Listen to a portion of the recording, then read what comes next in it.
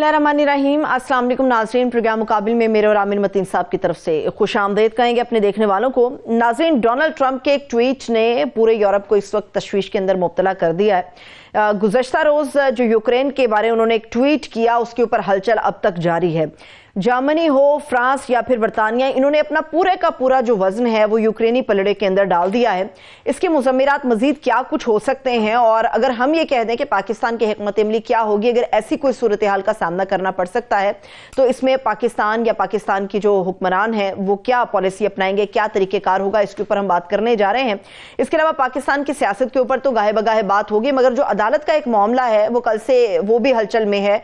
जब से वज़ीर आज़म शहबाज शरीफ साहब की मुलाकात चीफ जस्टिस से हुई है। लेकिन अब जो एक और अदलिया का मामला है, वो पहले आपको याद होगा कि अदालत में मुदाखलत होती है, और इस मुदाखलत बारे जिन जजेस ने खत तहरीर किया था उसके बाद एक अदालती धमाका था ये खत, लेकिन उन्होंने अब एक और धमाका कर दिया। सारे के सारे वो जजेस इकट्ठे हो गए एक मरतबा फिर से, और उन्होंने कहा कि जी जो 5 जजेस की सीनियरिटी है वो हमें कबूल नहीं है, और इन जजेस को काम करने से रोकने की इस्तदा भी की गई है। अब ऐसा लगता है कि अदालती बहरान एक मरतबा फिर से गहरा तो है, मजीद वो दलदल की तरफ जाता हुआ हमें महसूस हो रहा है। इसका क्या सद्देबाब किया जाएगा, किस तरह से इसका तदारुक हो सकेगा, कैसे इसको दुरुस्त किया जा सकेगा, इसके ऊपर हम बात करेंगे।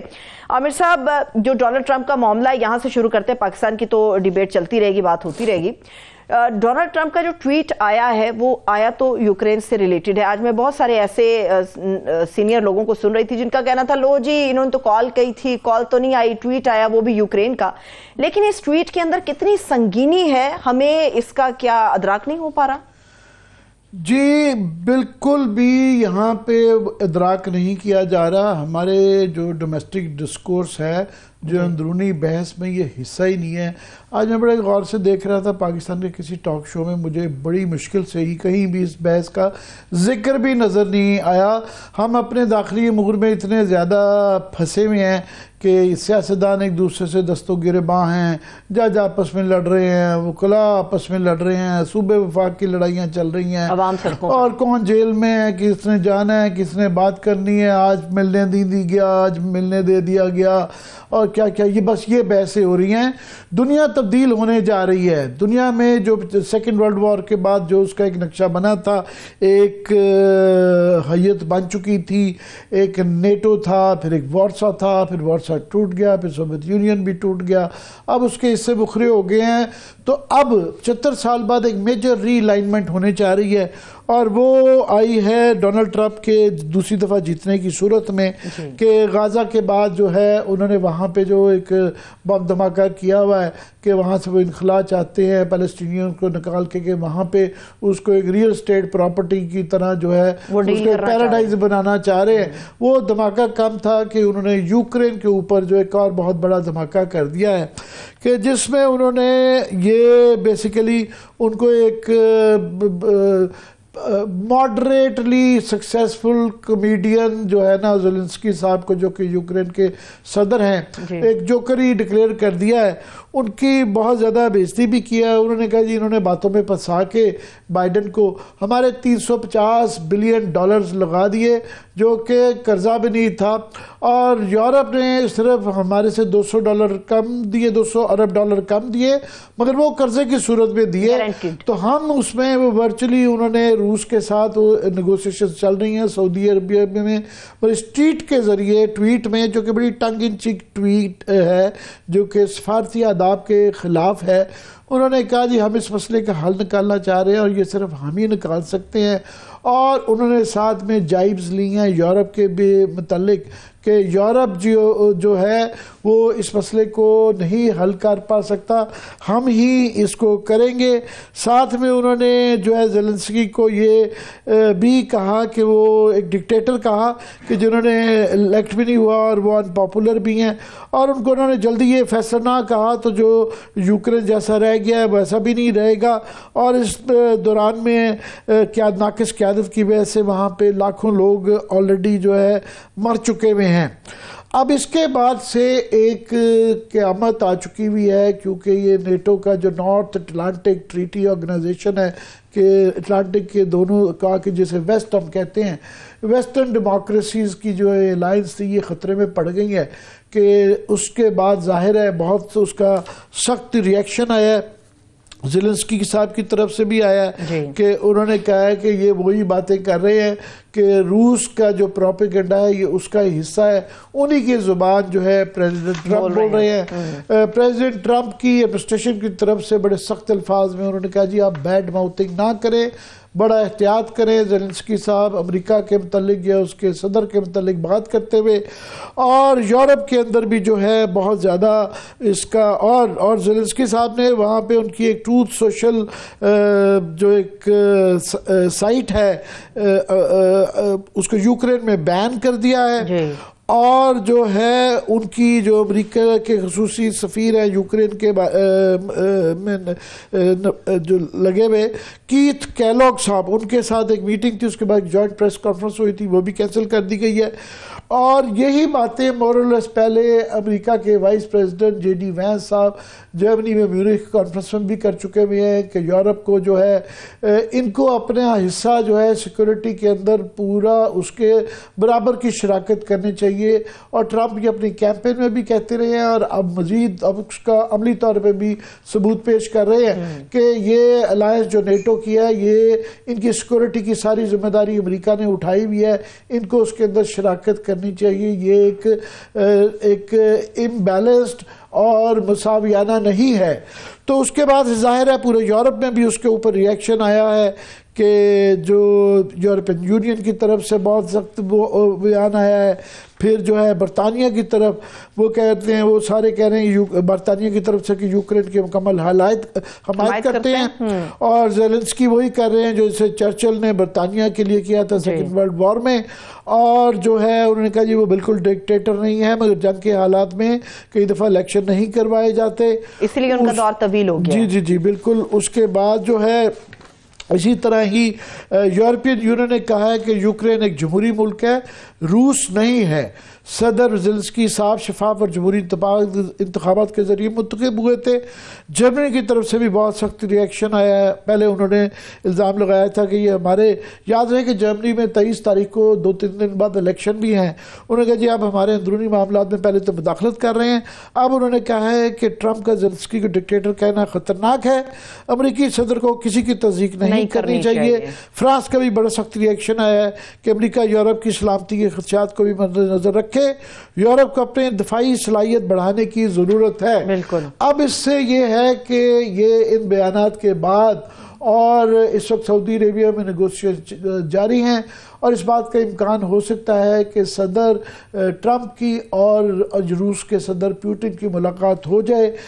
پیوٹن صاحب نے ٹرمپ سے ملاقات کی خواہش کا اظہار کر دیا گیا ہے۔ سعودی عربیہ میں جو یہ کانفرنس ہو رہی ہے یوکرین کے متعلق، مزے کی بات یہ ہے کہ اس کے اندر یوکرین شامل نہیں ہے، یہ 2 سپر پاورز بیٹھ کے آپس میں ڈیسائیڈ کر رہی ہیں، جس سے یورپ بالکل بھی خوش نہیں ہے۔ اور اس کے بعد کلیئرلی نظر آ رہا ہے کہ اس کی نیٹو کی یہ جو الائنس تھی اس کی یہ حیت نہیں رہے گی، اس کے کیا مثمرات ہوں گے، تمام دنیا اس کے اوپر اس وقت سوچ رہی ہے، اور ہمارے جیسے ملکوں کو بھی سوچنا چاہیے کہ اگر یہ ری الائنمنٹ ہو جاتی ہے تو ہمیں کیا کیا اس کے لیے کرنا ہوگا۔ بالکل، نیشنل اور انٹرنیشنل یہ جو گفتگو چل رہی ہے اس کا کمبینیشن ہے، اس کے اندر ہم شامل کریں گے اپنے معزز مہمان کو بھی، سینئر تجزیہ کار ہیں زاہد حسین صاحب، انہوں نے میں جوائن کیا ہے۔ سر بہت شکریہ آپ کے وقت کے لیے۔ جی زاہد حسین جو ہیں کتابوں کے مصنف ہیں، انٹرنیشنل سیکورٹی اور گلوبل پالیٹکس پہ بڑی گہری نظر رکھتے ہیں، سینئر صحافی ہیں۔ زاہد، میں نے ابتدائی میں ہلکا سا نقشہ کھینچا ہے، ہم اپنے داخلی امور میں اور بڑی پیٹی قسم کی پالیٹکس میں مشغول ہیں اور بالکل غافل ہیں کہ ہمارے خطے میں اور دنیا میں کیا ہو رہا ہے۔ یہ جو یوکرین کی حوالے سے جو پریزیڈنٹ ٹرمپ کی جو ایک پریس جو ٹویٹ آئی ہے، اس سے جو ایک سیاسی بھونچال آیا اور اس کے مضمرات اور نیٹو کے اندر جو اس کی وجہ سے تبدیلیاں آئیں گی، تو کیا دنیا پہ اس کے اثرات پڑیں گے اور ہمیں اس کے لیے کیسے تیار رہنا چاہیے؟ دیکھیں عامر، بالکل صحیح بات ہے کہ جب ٹرمپ کے ابھی 1 مہینہ ہوا ہے، لیکن انہوں نے جو پورا جو اولڈ آرڈر ہے اس کو یعنی بالکل ہی تہس نہس کر دیا ہے۔ اب بالکل ان کی جو ایک لحاظ سے فارن پالیسی ہو یا اندرونی پالیسی ہو، دونوں میں اگر آپ دیکھیں تو ایسا معلوم ہوتا ہے کہ بالکل ہی جو ہے ایک چیز کو ختم کرنے کی پرانا اولڈ سسٹم کو ختم کرنے کی بات ہے، اور اس کی خاص جو اندرونی طور پہ ہو رہی ہے وہ تو ہمارے سامنے موجود ہے کہ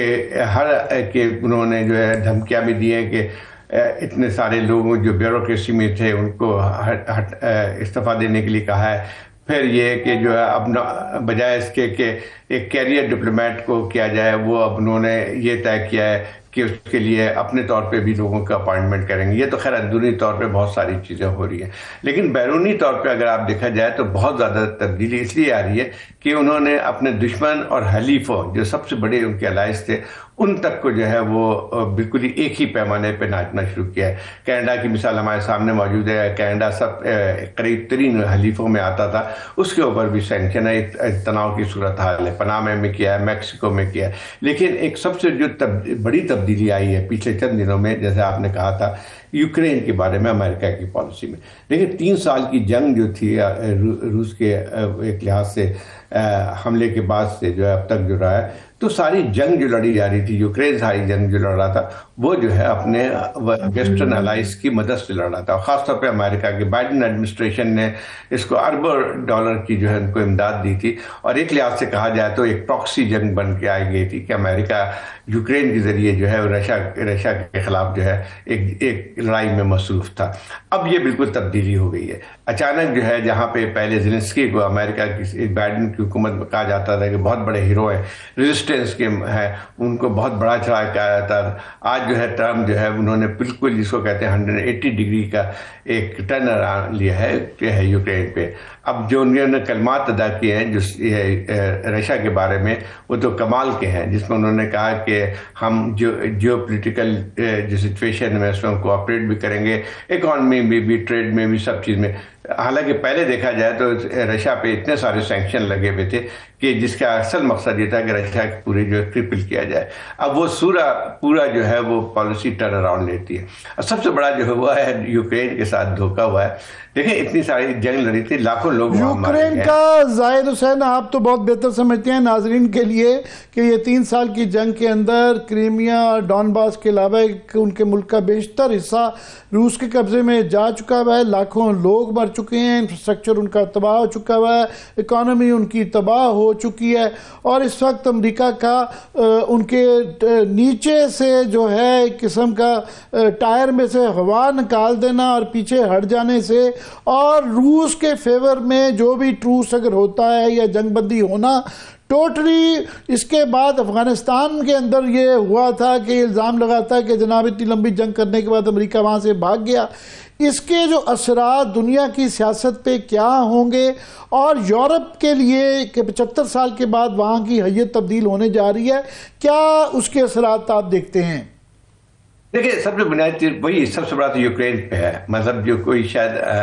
کوئی اس حد تک امید نہیں کر سکتا تھا کہ بالکل ٹرن اراؤنڈ ہوگا. اب جو آ رہے ہیں ریاض میں جو میٹنگیں ہوئی ہیں اس میں تو نتیجہ یہی نکل کے آیا ہے کہ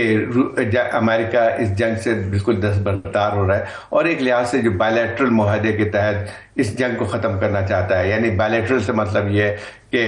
رشیا کے ساتھ مل کے وہ جو ہے اس کے تمام جو بھی اس طے ہوں گے سیز فائر کے یا ختم کرنے کے، اس کے ذریعے طے ہوں گے. اور زیلنسکی جو کہ یوکرین کے صدر ہیں ان کو بالکل باہر رکھ دیا گیا ہے. اب دیکھیں اس سے آپ کو یاد ہوگا کہ بائیڈن کے آخری مہینوں میں انہوں نے اس بات تک اجازت دے دی تھی کہ جو امریکہ کے میزائل جو ان کو سپلائی کیے گئے تھے، پہلے تو اس پہ پابندی تھی یوکرین پہ، انہوں نے کی تھی ٹھیک ہے وہ اپنے ڈیفینس کے لیے تو استعمال کر سکتے ہیں لیکن افینسو مقصد کے لیے استعمال نہیں کر سکتے. اور بائیڈن ایڈمنسٹریشن نے پھر تو آخر میں یہ بھی الاؤ کر دیا تھا کہ یوکرین فورس کو کہ وہ اس پہ یوز کر سکتے ہیں رشیا کے اندر اٹیک کرنے کے لیے. تو اب اس حد تک جانے کے بعد جو ہے اب سب سے بڑا جو اس کا نقصان جو ہوگا ان کے لیے، امریکہ الائز کے لیے. دیکھیں یہ یوکرین کی جنگ نے ایک حد تک یورپ کو متحد کر دیا تھا، اور اس میں اگر آپ دیکھیں تو یورپ جو ہے جتنے بھی جو ایک لحاظ سے امریکہ کے بعد سب سے زیادہ جو عام سپلائی ہو رہے تھے اور مدد جاری تھی یوکرین کی، وہ تمام یورپین ممالک کے ساتھ ہو رہے تھے. یہاں تک کہ جو ہے جیسے برطانیہ نے بہت سارا عام اس کو سپلائی کیا تھا، ٹینک سپلائی کیے تھے، اور اس کے ساتھ ساتھ جو ہے دوسرے ممالک بھی یہی چیز کر رہے تھے. اور آپ کو یاد ہوگا کہ جب بائیڈن کے زمانے میں روس پہ سب سے زیادہ سینکشن لگے تھے، اقتصادی سینکشن لگے تھے، ان کے تیل پہ بھی کی برآمد پہ بھی پابندی تھی، لیکن اس کو ٹھیک ہے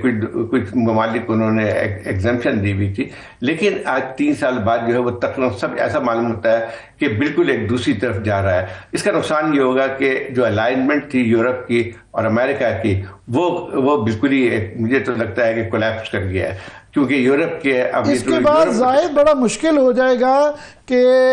یہ ان کا یہ جن سخت الفاظ میں ٹویٹ کے ذریعے، یہ بھی دنیا میں ایک نئی ڈیولپمنٹ ہوئی ہے کہ ٹویٹ کے ذریعے اتنا بڑا بھونچال آیا ہے، اور یہ جو انہوں نے کہا ہے کہ ہمارے سے 200 ارب ڈالر کم خرچ کیے اور یورپ نے خود قرضہ دیا اور ہمارا پیسہ جو ہے وہ قرضہ بھی نہیں ہے اور وہ ایک قسم کا ضائع گیا۔ اور اس سے پہلے J D Vance vice president بھی یہ کہہ چکے ہوئے ہیں، اور پریزیڈنٹ ٹرمپ بھی اپنی کیمپین میں کہتے رہے ہیں کہ یورپ اپنی سیکورٹی کا خرچہ نیٹو جو ہے وہ خود برداشت کرے، step up for their security. تو اس کے بعد نیٹو تو نہیں اس صورتحال میں رہتی، اگر نہیں رہتی ہے تو ہمیں پوری دنیا میں سارے ملکوں کے ایک ری الائنمنٹ سوچنا پڑے گا۔ تو ہمارے جیسے ملکوں کے لیے کیا سبق ہے؟ یا ہم تو بڑی چھوٹی چیز ہیں، مگر بہرحال ہم زیادہ ولنریبل ہیں اکنامکلی، پولیٹیکلی، سیکورٹی وائز۔ تو ایک نئی دنیا جو ہوگی اگر یہ نیٹو اس کی حیت تبدیل ہوتی ہے تو نیٹو کے لیے کیا مضمرات ہیں، اور ہمارے لیے بھی کوئی تھوڑا سا اگر آپ نقشہ کھینچ سکیں کہ کیا سوچنا چاہیے۔ دیکھیں ایک بات یہ ہے کہ دیکھیں جے ڈی وانس کا آپ نے ذکر کیا، ابھی وہ میونک سیکورٹی جو ہے میٹنگ تھی، کانفرنس تھی، اس میں انہوں نے تقریر کی۔ ایک تقریر میں سب سے بنیادی چیز جو یورپ میں سب سے زیادہ جو ہے اس پہ ایک کنسرن موجود ہے کہ انہوں نے یہاں تک ان کا پوری طرف یہ تھا کہ ان رائٹ ونگ کی ان جماعتوں کو بھی حصہ لینا چاہیے یا ان کے راہ میں کوئی رکاوٹ نہیں ڈالنی چاہیے جو کہ نیو نازی تنظیمیں جیسے جرمنی میں تھی۔ ایک لحاظ سے ایک لائن ایک بنا ہوا تھا، ایک لحاظ سے ایک کنسنسس تھا وہاں پہ کہ ان جیسی جماعتوں کو ہم آگے بڑھنے دیں گے، لیکن جو امریکہ کی اب پالیسی ہے وہ یہ تھا کہ ان تمام جماعتوں کو اوپنلی سپورٹ کر رہے ہیں۔ اب یہاں تک کہ جو برطانیہ سب سے بڑا حلیف تھا امریکہ کا، اس کے متعلق بھی آپ کو یاد ہوگا کہ بجائے اس کے کہ وہاں کے وزیر اعظم کو دعوت دیتے اپنے ووٹ ٹیکنگ سیریمنی میں، انہوں نے رائٹ ونگ لیڈر جو تھے اس کو دعوت دی تھی، فراج جو ہے ان کے۔ تو اب اس سے ظاہر ہوتا ہے کہ ایک نہ صرف یہ اندرونی طور پہ بھی وہ مداخلت کر رہے ہیں۔ اب جہاں تک رہتا ہے کہ اس کے اثرات پاکستان پہ یا ریجن پہ کیا پڑیں گے، تو ایک اور بات بہت صاف ہوتی ہے جو اس وقت پرائرٹیز موجود ہیں ٹرمپ کی، وہ تو یہی ہے جیسے کہ غازہ کے مسئلے پہ انہوں نے کہہ دیا کہ ہم اس کو قبضہ کر کے جو ہے اس کو ہم تعمیر نو کریں گے، یہاں سے آبادی کو نکال دیں گے، لیکن اسی طرح سے رشیا کے متعلق تھے۔ اب جو ہے دوسرا یہ ایک اور اس خطے میں اگر آپ دیکھیں تو ایک بہت زیادہ جو ہے اس وقت انڈیا کے ساتھ ان کے تعلقات بڑھے ہوں گے، زیادہ بہتر ہوں گے۔ ایک بائی پارٹیزن وہاں پہ کلاس سے کنسنسس موجود تھا ہمیشہ امریکہ میں کہ ہندوستان کے ساتھ تعلقات بڑھانے، کیونکہ ہندوستان کی نوعیت دو اہمیت رہتی ہے ان کے لیے۔ ایک تو اس کو جو ہے سمجھتے ہیں کہ وہ چائنا کے خلاف ہم اس کو کاؤنٹر کلاس ہے ایک فورس کے طور پہ استعمال کر سکتے ہیں۔ دوسری بات یہ کہ انڈیا کے ساتھ ان کے تجارتی تعلق بہت بڑی مارکیٹ ہے، بہت بڑا ملک ہے، اور اقتصادی طور پہ بھی ان کے انٹرسٹ موجود ہے۔ تو ان دو چیزوں کی وجہ سے جو ہے، اور ہم دیکھیں گے کہ ٹرمپ جو ہے اس کو جھکاؤ اور انڈیا کی طرف بڑھے گا۔ اب ہمارے لیے کیا مضمرات ہے؟ ابھی تک تو ہمارے پر اتنی نظر نہیں ہے، کیونکہ پاکستان اس پورے جو پولیٹیکل چینجز جو آ رہی ہیں اس میں اس کا پاکستان بہت بڑا کوئی اس کا کردار نہیں ہے، لیکن آگے چل کے اگر جو چیزیں بن کے آتی تو اب یہ خطرہ اس بات کا موجود ہے کہ ہمیں صرف انڈیا کے نقطہ نظر سے دیکھا جائے، جیسے پہلے جو انڈیا کے بالکل اس پہ خاص طور پہ میں ناظرین کے لیے، زاہد آپ تو بہت زیادہ مجھ سے جانتے ہیں، مگر حال ہی میں جو ملاقات ہوئی 3-4 لوگوں کو جو بلایا گیا ان میں انڈیا کے وزیر اعظم مودی صاحب بھی تھے واشنگٹن کے اندر، اور وہاں پہ جو اعلان کیا گیا اس میں پاکستان کی کافی سرزنش کی گئی کہ پٹھان کوٹ اور ممبئی کے جو ہے ملزمان کو ایک تو ان کے حوالے کیا جائے انڈیا کے، اور ساتھ میں انہوں نے کراس بارڈر کے حوالے سے اس کے اندر ذکر کیا کہ پاکستان کو کوئی انٹرفیرنس نہیں امریکہ کے معاملات میں کرنی چاہیے۔ اور ساتھ میں جو ابھی ٹرمپ ایڈمنسٹریشن میں اس وقت 6 کانگریس مین جو ہیں انڈین آزاد جیت چکے ہوئے ہیں. پھر جو ہے ایف بی آئی کے ڈائریکٹر جو ہیں وہ بھی کیش پٹیل جو ہیں وہ بھی انڈین آزاد ہیں. پھر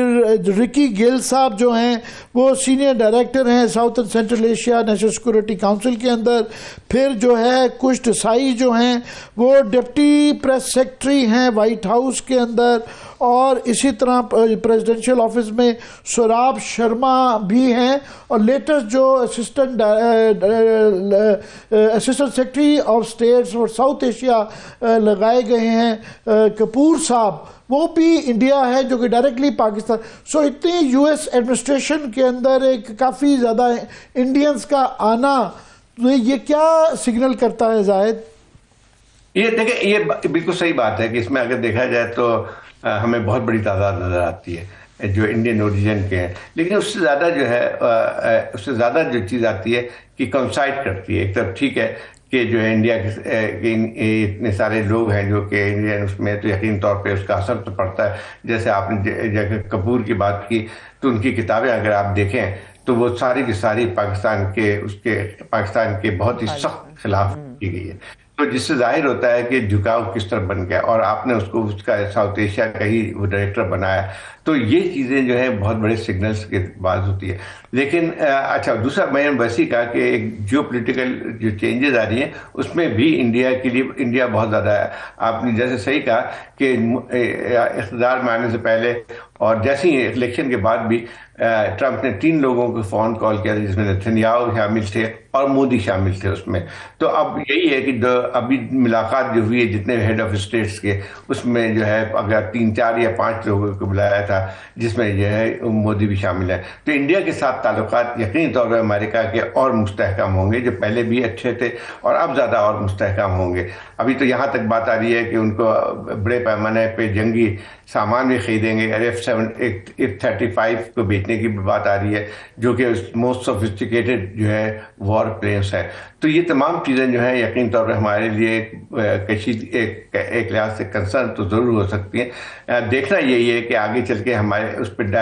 ہمیں براہ راست کیا اثر پڑے گا. ابھی لگتا یہ ہے کہ مجھے نہیں لگتا کہ فوری طور پہ ان کی نظر ہم پہ آئے گی. ایک حد تک صحیح بات کی آپ نے کہ ٹیررزم کے ایشو پہ انہوں نے انڈیا کا بھرپور ساتھ دیا ہے کہ پاکستان کی طرف سے یہ ساری چیزیں ہو رہی ہیں, لیکن ابھی تک جو ہے مجھے نہیں لگتا ہے کہ کوئی پاکستان کی طرف کوئی واضح ابھی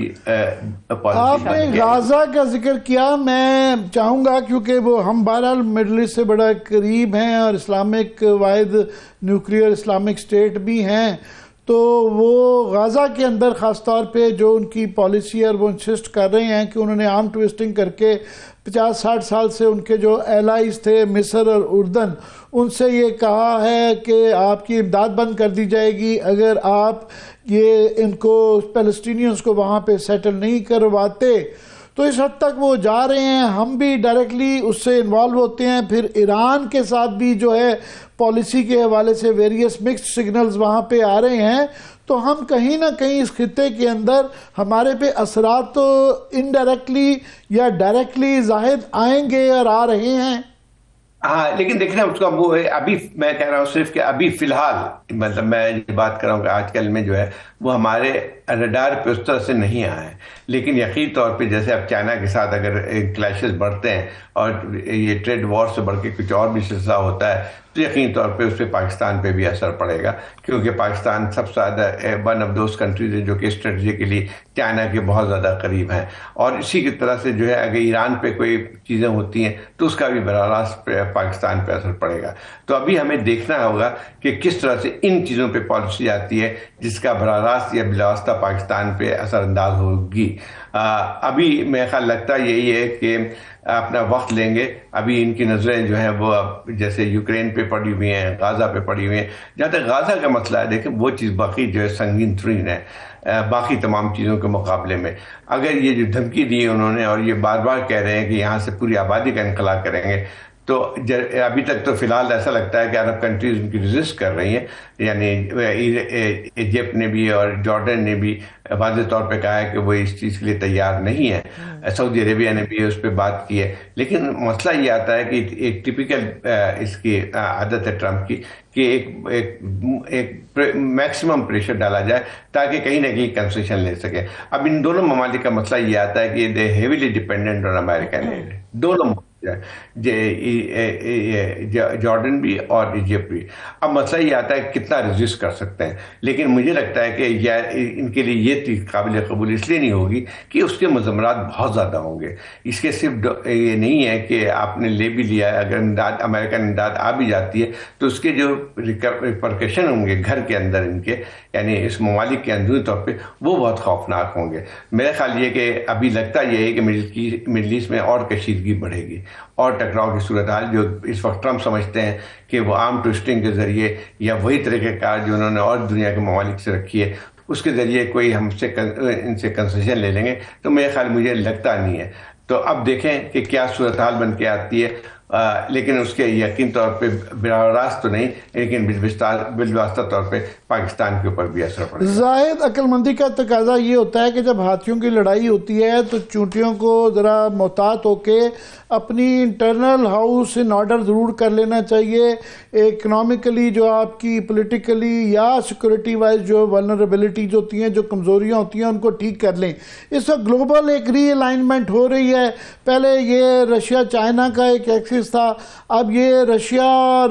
امریکہ کا اگر کوئی یوکرین کے حوالے سے کوئی ڈیٹا ہو جاتا ہے اور نیٹو کی بھی حیت بدل جاتی ہے تو ایک میجر شفٹ آ رہی ہے. تو ہمارے جیسے ملک جو کہ بڑے ہی اکنامکلی ولنریبل ہیں کہ کموڈٹی پرائسز یا آئل پرائسز کی ذرا سی تبدیلی سے ہمیں بہت فرق پڑتا ہے. ہم IMF پہ ڈیپینڈنٹ ہیں. پھر جو ہے ہماری پولیٹیکل انسٹیبلٹی جو ہے وہ اتنی زیادہ ہے کہ کسی قسم کا بھی ہمارے پہ پریشر آئے تو ہم ان کے ساتھ اپنی کوئی اچھی آپشنز نہیں کر سکتے.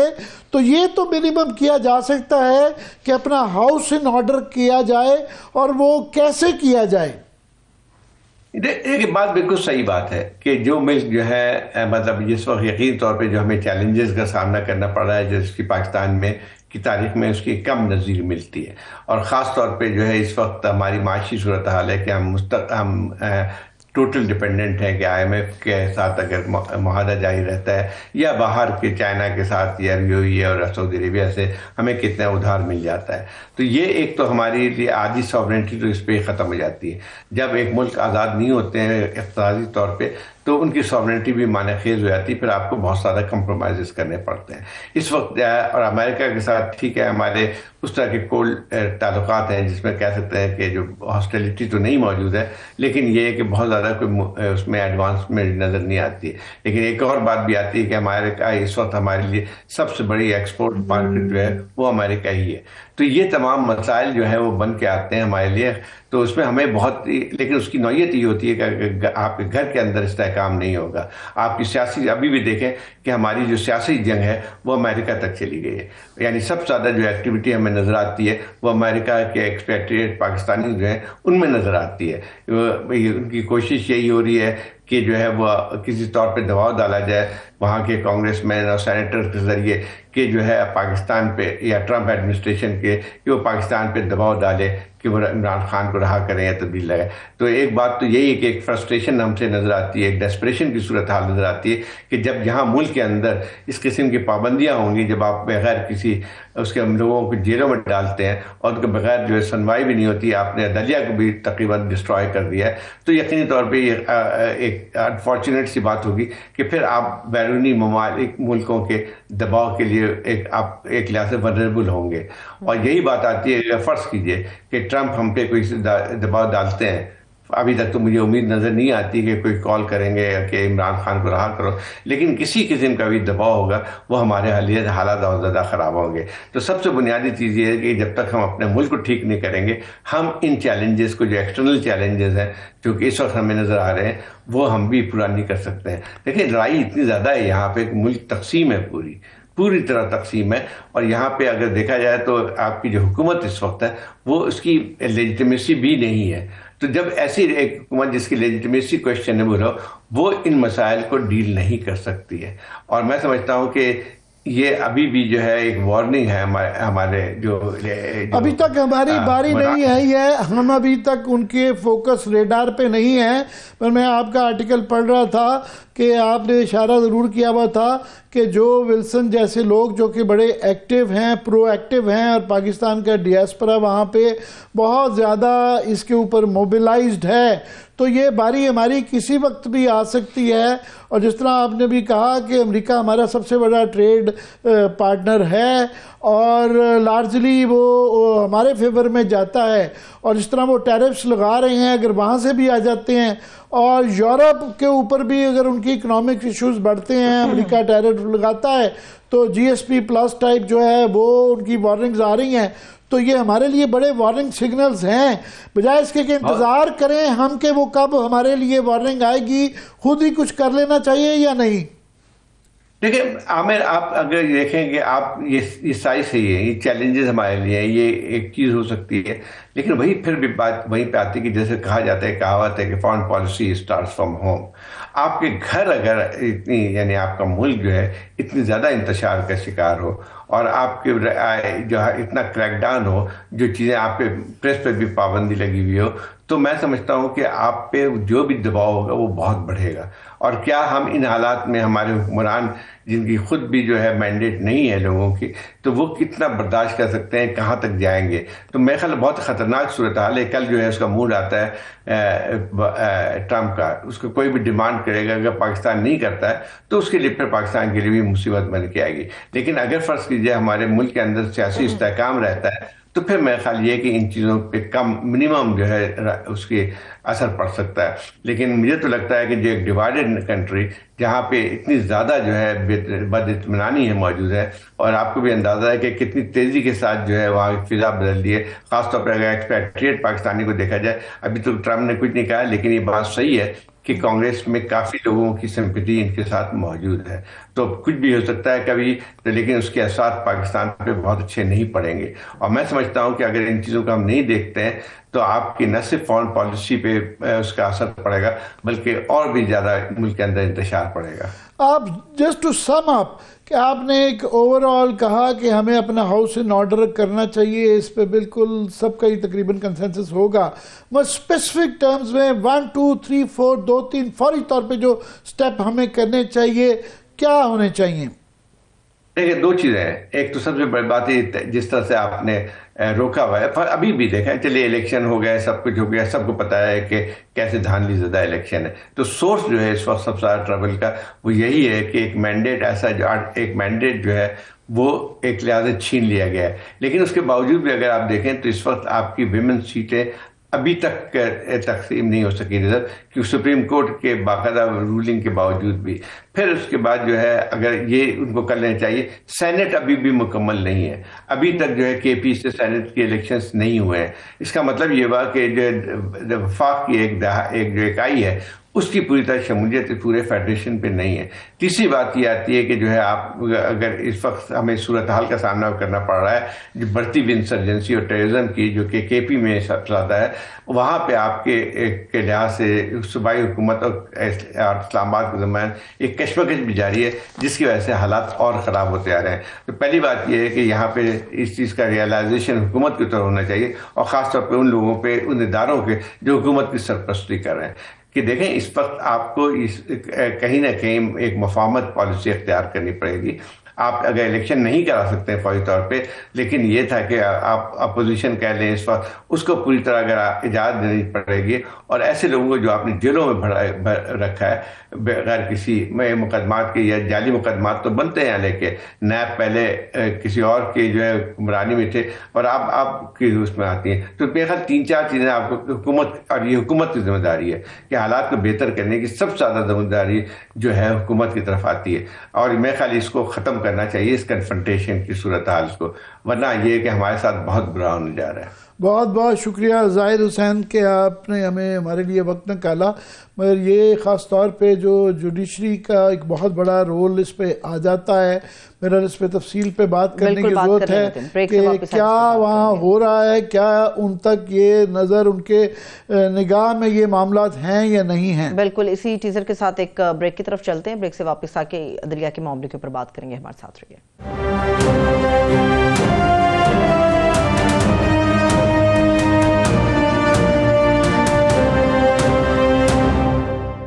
بریک کے بعد ایک مرتبہ پھر سے خوش آمدید کہیں گے تمام دیکھنے والوں کو۔ عدالتی معاملے کے اوپر بات کرنے جا رہے ہیں عامر صاحب۔ 5 معزز جو جج صاحبان ہیں انہوں نے 49 صفحات پر مشتمل ایک درخواست دائر کی ہے، اور جن ججز کے حوالے سے انہوں نے کہا سینیورٹی کا معاملہ اٹھا کے کام سے روکا جائے، یہ تو وہ لوگ ہیں جن کو اب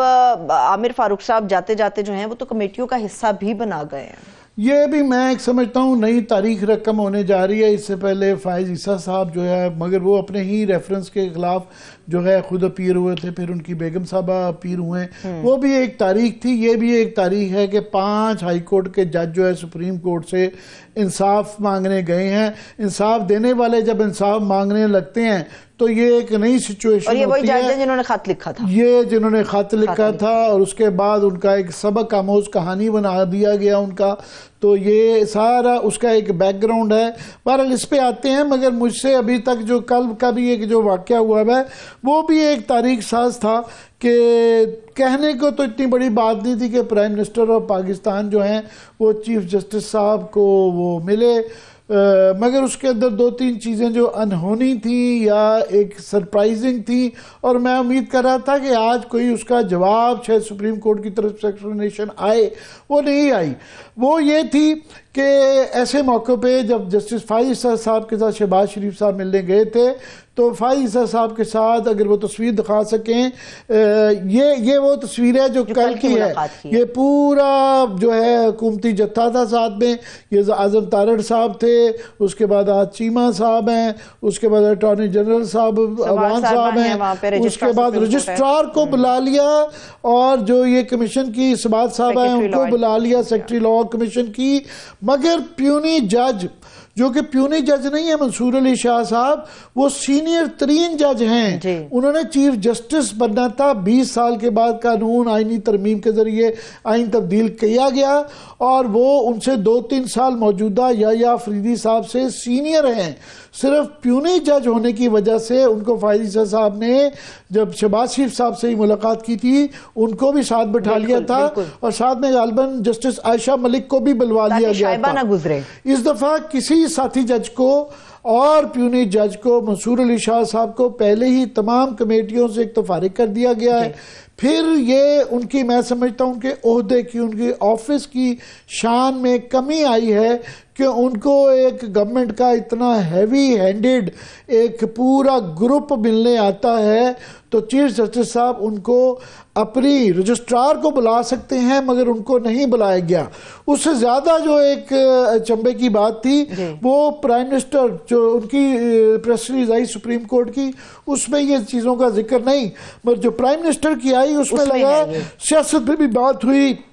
سیکورٹی پہ بھی بات ہوئی، اکانومی پہ بھی بات ہوئی۔ یہ وزیر اعظم کے ساتھ ملاقات میں یہ پی ایم ہاؤس کی طرف جو پریس ریلیز آئی ہے، ملک کی معاشی صورتحال، معاشی اور سیکورٹی چیلنجز پر بات ہوئی۔ پھر ان کو مبارکباد دی گئی ان کے چیف جسٹس کے اندرون سندھ، بلوچستان، خیبر پختونخوا، صادقآباد، گوادر کے مؤثر بروقت جو ہے سٹیک ہولڈر سے مشاورت۔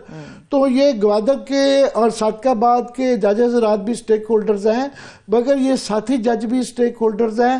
اور باقی اور لوگ بھی وکلاء کی ایک آف کورس ہاں ایک اور جو ڈیولپمنٹ ہوئی کہ ایکسپلینیشن نہیں ہوئی، مگر ایک نظر آیا کہ ان کی سپورٹ میں آج جو ہے سپریم کورٹ کی جو بار ایسوسیشن کے ججز جو وکلاء حضرات ہیں وہ جو ہے ملے۔ اب یاد رہے کہ سپریم کورٹ بار کے اندر جو الیکشن لاسٹ ہوئے تھے اس کے اندر ایک ڈویژن ہو گئی ہوئی ہے کہ غالباً جو ہے رؤف طاہر صاحب صدر ہیں، جو جنرل سیکرٹری ہیں وہ حامد خان گروپ سے ہیں۔ اچھا، جو ان کے رؤف صاحب کا جو گروپ ہے وہ ملا اور انہوں نے چیف جسٹس پر مکمل اعتماد اور ملاقات میں اظہار یکجہتی کیا. ان کی کاوشوں کو سراہا. اب اس سے ایک تاثر یہ ملتا ہے کہ وہاں پہ دو ایک گروپ ہیں جو کہ تاثر کیا یہ ایک حقیقت ہے، مگر یہاں پہ لگا کہ ایک گروپ، یہ تصویر بھی دیکھ لیں، نارملی یہ امید کی جا رہی تھی کہ یحییٰ آفریدی صاحب جو اس سے پہلے تفریق پڑ گئی ہوئی تھی تو وہ اس کو ختم کریں گے. اب لگ رہا ہے کہ وہ تفریق ختم ہونے کی بجائے وہ نفاق بڑھ رہا ہے. اگر آپ اجازت دیں مجھے عامر صاحب، تو ہمارے جو کورسپونڈنٹ ہیں ثاقب بشیر صاحب وہ بھی ہمارے ساتھ موجود ہیں. بہت شکریہ ثاقب، تھینک سو مچ آپ کے وقت کے لیے. جی ثاقب، یہ بالکل جو اسلام آباد کے 5 ججز کا سینیورٹی کے خلاف جو ہے اپنا جو رجوع کیا اس پہ تو بات کریں گے، مگر پہلے یہ جو معاملہ چیف جسٹس صاحب کا کل جو ہے پرائم منسٹر کا ایک پوری ٹیم کے ساتھ ملاقات کرنا اور رسول علی شاہ صاحب کو نہ ملانا، اور آج یہ جو سپریم کورٹ بار ایسوسیشن کے ایک میجر گروپ کی ان سے اظہار یکجہتی، یہ کیا غمازی کرتا ہے، حالات کی عکاسی کیا کرتا ہے؟ ایک تو جو اگر دیکھا جائے تو سپریم کورٹ کے اندر بھی سینئر پیونی جج جسٹس منصور علی شاہ ان کو مختلف کمیٹی سے بھی الگ کیا گیا. اسی طرح اسلام آباد ہائی کورٹ میں بھی یہی ہمیں جو ہے وہ طریقہ کار جو ہے وہ نظر آتا ہے، اور بظاہر اس کے پیچھے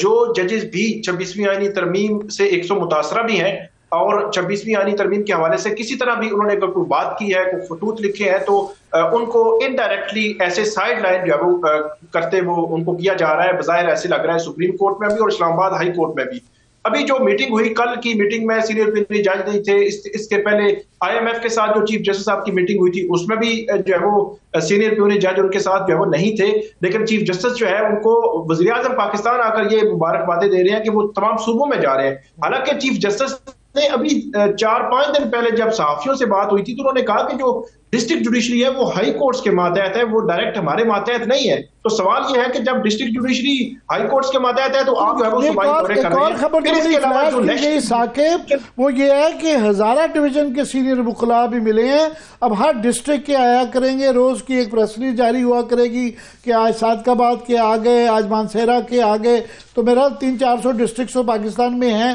تو یہ کہانی چلتی رہا کرے گی. مگر جو جسٹس منصور علی شاہ ہیں وہ صرف پیونی جج نہیں ہیں، وہ چیف جسٹس صاحب سے سینئر بھی ہیں، انہوں نے چیف جسٹس بننا تھا. سو یہ بھی ایک یونیک پوزیشن ہے، ان کا اعزاز ہے یہ. جی بالکل، وہ سینئر بھی ہیں، چیف جسٹس بھی بننا تھا، اور چیف جسٹس یحییٰ آفریدی جو ہے وہ بینیفیشری ہے اس سسٹم یا نظام کے 26ویں آئینی ترمیم کے. اور دوسری جو آپ نے جسٹس منصور علی شاہ صاحب کے حوالے سے بات کی، ان کی کارکردگی کی بھی اگر بات کی جائے، کیونکہ جیسے یحییٰ آفریدی کہہ رہے تھے کہ کارکردگی بھی ان کی تقریباً 250 جو ہے وہ تقریباً ان کی رپورٹڈ ججمنٹس ہیں، اور یحییٰ آفریدی صاحب کی 67 ہے، اور دونوں 2018 میں سپریم کورٹ آئے ہیں. تو وہ بھی کارکردگی وائز بھی جو جسٹس منصور علی شاہ ہے وہ جو بہت آگے جا رہے ہیں. اب جو اپوزیشن کا وفد ہے اس سے بھی سنا ہے کہ چیف جسٹس جو ہے ملاقات کرنے جا رہے ہیں. میرا خیال ہے یہ جو سچویشن بن رہی ہے، اگر کل اپوزیشن کا وفد یا اپوزیشن لیڈر جا کے ملاقات کرتے ہیں اور ڈیفینیٹلی وہ جو خطوط لکھ رہے ہیں عمران خان صاحب، اگر انہوں نے وہ باتیں بھی کر دی کہ آپ کا جوڈیشل ریفارم کیا اس قسم کا ایجنڈا ہے، تو اس ایجنڈا میں جو ہمارے ساتھ ہو رہا ہے اس کا دعویٰ کون کرے گا. اور انہوں نے یہ کہہ دیا یہ جو پریس ریلیز آئی ثاقب کوئکلی پریس ریلیز جو آئی ہے پرائم منسٹر ہاؤس سے کل، اس کے متعلق کہ سیکورٹی کے معاشی اور پتہ نہیں کیا کیا معاشرتی مسائل بھی ڈسکس کیے گئے. چیف جسٹس کا یہ مینڈیٹ بنتا ہے کہ حکومت سے ان معاملات کے اوپر ڈسکشن ہو؟ نہیں بالکل مینڈیٹ نہیں بنتا. وہ ساری چیزیں جوڈیشل سائٹ پہ دیکھے جانے والی ہیں. ان کو خاص طور پر مسنگ پرسنز کے کیسز کے بھی بعد وہ سارے ہائی کورٹس میں، سپریم کورٹ میں کیسز جو ہے وہ پینڈنگ پڑے ہوئے ہیں. معاشی معاملات مطلب جتنے بھی کیسز ہیں حکومت رسپونڈنٹ ہے، ان میں کیا چیف جسٹس اس طرح بات کر سکتے ہیں؟ یا اس کے علاوہ بھی جتنے بھی کیسز عدالتوں میں ہوتے ہیں ان کے حوالے سے کوئی جج بات نہیں کر سکتا. بہتر ہوتا کہ چیف جسٹس جو ہے وہ ان سے ملاقات کرنی تھی، ایون ملاقات کی بھی ضرورت نہیں جب نیشنل جوڈیشل پالیسی کے حوالے سے ایک جو ہے وہ پوری پالیسی ساز ادارہ موجود ہے. ہمارے پاس کیونکہ وقت کم ہے تو میں کوئکلی یہ چاہوں گا کہ یہ 5 ججز کا سینیورٹی کا کیس ہے، یہ بھی ایک تاریخی کیس ہے کہ جج حضرات خود اپنے انصاف کے لیے جا رہے ہیں. ہمارے پروگرام میں یہاں پہ بیرسٹر پنسوتا صاحب نے کہا تھا کہ شاید یہ بہتر ہوتا کہ یہ 5 جج خود پیش ہو جاتے کہ جی ہم اپنا خود کنٹیسٹ کریں گے، سارے قابل لوگ ہیں، مگر بہرحال بڑے نامور وکیل انہوں نے اپنے جو ہے نامزد کیے ہیں، تو اب یہ کیسے معاملہ چلے گا؟ کیا کیا گراؤنڈز ہیں جس پہ بات ہوگی؟ تقریباً 6-7 گراؤنڈ ہیں. ٹرانسفر کو انہوں نے چیلنج کیا ہے، سینیئرٹی کو چیلنج کیا ہے، قائم مقام چیف جسٹس سرفراز ڈوگر صاحب کی تعیناتی کو چیلنج کیا ہے، ان سائڈ جو کمیٹیز تبدیل ہوئی تھیں ان کو سینئر ججز کو سائڈ لائن کیا گیا تھا، اس کو چیلنج کیا گیا ہے. جو آرٹیکل 200 کے تحت ٹرانسفر والا جو اختیار استعمال کیا صدر نے، اس اختیار کو کس طرح استعمال کیا جانا ہے اس میں پٹیشن کے اندر میں پڑھ رہا تھا، ذکر ہے کہ جناب آرٹیکل 200 کے تحت جو ہے صدر کے اختیارات جو ہے نا تبادلے کے، وہ لامحدود نہیں ہیں، اور مفاد عامہ کا کہا تو گیا، مگر مفاد عامہ کو جسٹیفائی بھی کرنا چاہیے اس کے، کیونکہ مفاد عامہ کے بغیر ججز کا ایک ہائی کورٹ سے دوسرے ہائی کورٹ میں تبادلہ نہیں کیا جا سکتا. مفاد عامہ کو انہوں نے کہا جی میننگ فلی ڈسکرائب بھی کریں. جی بالکل انہوں نے اس پہ بات کی ہے. اور ایک اور جو آخری بات میں کر دوں کہ انہوں نے یہ کہا ہے کہ جب آپ یہ پٹیشن ٹیک اپ کریں تو ان تمام ججز کو کام سے روک دیں جو اسلام آباد ہائی کورٹ میں آئے ہیں، خاص طور پر قائم مقام چیف جسٹس کو. اب ایک اور نیا جو ہے وہ میرے خیال میں ایک محاذ کھلتا ہوا نظر آئے گا ہمیں آئندہ دنوں میں، کیونکہ قائم مقام چیف جسٹس چند دنوں کے لیے ہونا ہے، ان کو مستقل کرنے کے لیے جوڈیشل کمیشن کا اجلاس ہونا ہے، اور ان کی مستقلی سے پہلے یہ ڈٹرمن ہونا ضروری ہے کہ ان کی سینیئرٹی ہے یا نہیں ہے. تو یہ بھی ایک معاملہ ہے کہ آئینی بینچ کب سنے گا اور کس کیس کا کب تک جو ہے وہ فیصلہ کرے گا، کیونکہ انٹرم ریلیف بھی انہوں نے مانگ رکھا ہے کہ اسٹے بھی گرانٹ کریں. یہ تو خیر پہلے بھی انہوں نے کئی جو ہے بارز کی طرف، وکلاء ایکشن کمیٹی کی طرف سے، منصور علی شاہ کی طرف خطوط لکھے گئے تھے کہ جوڈیشل کمیشن کے ذریعے آپ ججز کی اپوائنٹمنٹ نہ کریں جب تک 26ویں آئینی ترمیم کا، اور وہ بھی پرانے والے ججز کے ذریعے فل کورٹ میں فیصلہ نہیں کرتا، تو وہ 46 جج لگ گئے. تو ماضی کو دیکھتے ہوئے لگتا نہیں ہے کہ ان کی یہ اپیل سنی جائے گی. ان کی جو یہ اپیل ہے بہت جلدی سنی جاتی نظر نہیں آ رہی. اپیل کا یہ پوائنٹ کہ اس کو بھی فی الحال جو ہے فیصلہ پہلے کر لیں، اور جوڈیشل کمیشن کے ذریعے ان کی پرماننس اور ان کا جسٹس سرفراز ڈوگر کی قسمت کا فیصلہ بعد میں کیجیے گا. جی بالکل، اس پہ تو بالکل آئینی بینچ کو کلیئر کرنا پڑے گا کہ اس کو کیسے انہوں نے لے کر چلنا ہے. لیکن یہ کیس کب تک لگ سکتا ہے؟ ملٹری کورٹس کا کیسز آج کل چل رہا ہے، وہ اگلے ہفتے بھی چلے گا. اس کے بعد 26ویں آئینی ترمیم کا کیس جو ہے وہ پہلے ہی آئینی بینچ کہہ چکا ہے ہم نے سننا ہے. اگر تو یہ سیکوینس بنا کہ آج کل ملٹری کورٹس اور اس کے بعد جو ہے وہ 26ویں ترمیم کا کیس جو لگنا ہے، تو پھر وہ 26ویں ترمیم کا کیس جو 1 مہینہ 1.5 مہینہ جو چلے گا، اس دوران کیا یہ کیس لگے گا، سنا جائے گا؟ قائم مقام چیف جسٹس کو مستقل کرنے سے پہلے کیا اس پر کوئی فیصلہ ہو سکتا ہے؟ یہ وہ سوالات ہیں جن کا جوابات میرے خیال میں آنے والے دنوں میں پتہ چلیں گے. اسلام آباد ہائی کورٹ کی بڑی مزدار صورتحال ہوگی، جبکہ 5 ججز جو ہیں وہ چیف جسٹس کے خلاف وہاں پہ گئے ہوئے ہیں، تو وہاں ورکنگ ماحول بڑا مزدار ہوگا کہ ججز ایک دوسروں سے لیگلی عدالتی ماحول کے اندر دست و گربائی کہیں گے، تو وہاں کیا فنکشننگ ہے؟ وہ عدالتی محاذ تو گرم ہونے جا رہا ہے، اور مجھے لگتا ہے کہ ہو سکتا ہے آگے چل کر کوئی ایسی سچویشن بنے تو ہو سکتا ہے ایک آدھ جج جو ہے وہ چلا بھی جائے وہاں پہ کو آرگو کرنے کے لیے. لیکن ابھی اس والے سے قبل از وقت کچھ کہنا. لیکن قائم مقام چیف جسٹس سرفراز ڈوگر صاحب جو ہے وہ یہ سمجھتے ہیں کہ جو